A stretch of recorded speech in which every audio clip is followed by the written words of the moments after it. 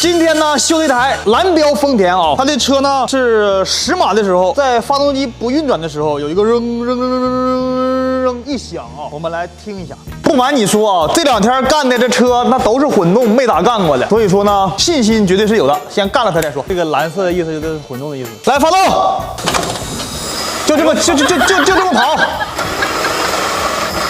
就是听这个变速箱的后部和这个输入轴这个前部啊，有这个日声，给你们听听啊，就感觉像这个转呼啦圈的时候，一摇到一个点就磨着了，这声响啊。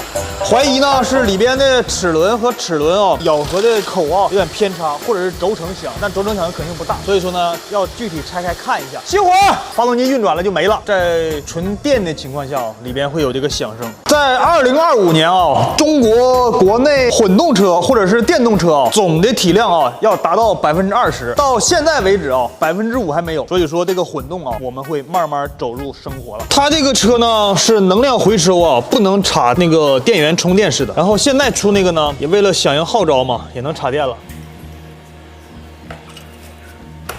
这个头壳抠开啊，发现里边有铁屑啊，但是这个齿轮上面没有看出来哪里不好。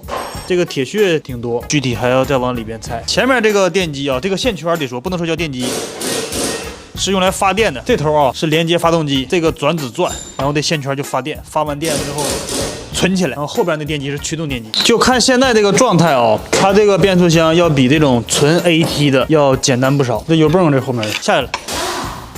这个是驱动那个电机啊，这个雷铃的一响啊，是后边这一部分电机驱动这个线性架上面这个轴承啊导致的，开起来有这个响声啊，是这个轴承损坏导致的这个异响。下期带你看这个通用双离合致命软肋。